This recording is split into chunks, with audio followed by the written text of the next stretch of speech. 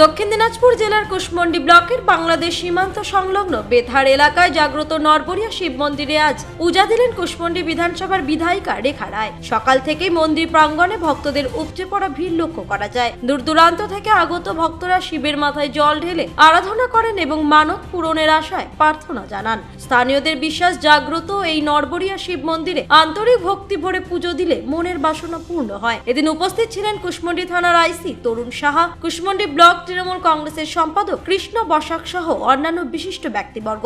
ভক্তদের নিরাপত্তার কথা মাথায় রেখে কুশমন্ডি থানার পুলিশ প্রশাসনের পক্ষ থেকে কড়া নিরাপত্তা ব্যবস্থা গ্রহণ করা হয়। অন্যদিকে একই দিনে কুশমন্ডি ব্লকের উদয়পুর গ্রাম পঞ্চায়েতের চৌসা এলাকায় শুরু হয়েছে ঐতিহ্যবাহী মাসনা কালী পূজা। পূজাকে ঘিরে এলাকার উৎসবের আবহ তৈরি হয়েছে। সন্ধ্যা নামতেই পুজো মণ্ডপে ভক্তদের ভিড় বাড়তে থাকে। স্থানীয় কমিটির উদ্যোগে ধর্মীয় আচার অনুষ্ঠান, প্রসাদ বিতরণ এবং সাংস্কৃতিক অনুষ্ঠানের আয়োজন করা হয়েছে। পাশাপাশি কুশমন্ডি ব্লক প্রশাসন ও পুলিশ প্রশাসনের থেকে অ্যাম্বুলেন্সের ব্যবস্থা করা হয় দুটি। মহিলাদের জন্য নিরাপত্তা ব্যবস্থার জন্য সিসিটিভি ক্যামেরার ব্যবস্থা করা হয়। একদিকে সীমান্ত এলাকায় শিব মন্দিরে ভক্তিমূলক পরিবেশ, অন্যদিকে উদয়পুরে কালী পুজোর উৎসব। এই দুই মিলিয়ে কুশমন্ডি ব্লক জুড়ে আজ ধর্মীয় আবেগ ও উৎসবের আবহ স্পষ্ট হয়ে ওঠে।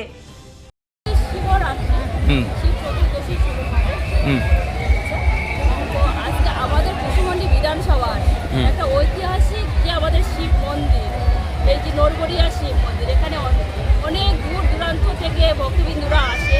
সেই শিলিগুড়ি, মালদা, উত্তর দিনাজপুর, বিভিন্ন জায়গা থেকে এখানে ভক্তবৃন্দরা আসে। তো আজকে যে শিব চতুর্দশীকে পুজো দেওয়ার জন্যই আজকে এই শিব মেলায় আমি এসেছিলাম। প্রতি বছরে হয়, তাছাড়াও যে আমাদের শুধু শিব নয়, এই শিব আমাদের শিব মন্দিরে আমাদের শ্রাবণ মাসে তো গোটা মাস ঘুরে হচ্ছে এখানে ভক্তদের আনাগোনা চলে। তাছাড়াও আমাদের প্রতি সোমবার এই যে আমাদের শিব মন্দিরে, নরবরিয়া শিব মন্দিরে প্রচুর লোকজন আমাদের এখানে ভক্তবৃন্দরা তীর্থযাত্রা, এখানে একটা তীর্থ কেন্দ্র হয়ে উঠে গেছে। এবারও ওই লাখ লাখ মানুষের সমাগম হবে, কারণ সকাল থেকে ভক্তরাই আসতে শুরু করেছে। দ্বিতীয় চতুর্দশী শুরু হয়েছে এখন থেকে, কিন্তু সকাল থেকে আজকেও কিন্তু সেই ভক্তরা বাবা ভোলেনাথকে হচ্ছে জল ঢালা শুরু হয়েছে।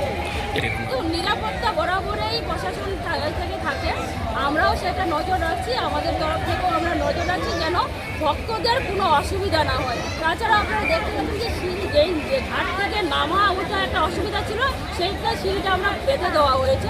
এখানে লাইট সব কিছুই আমাদের এখানে সিসি ক্যামেরারও ব্যবস্থা করা হয়েছে। ধন্যবাদ। কুশমন্ডি থেকে দিলদার আলীর রিপোর্ট, কুলিক নিউজ।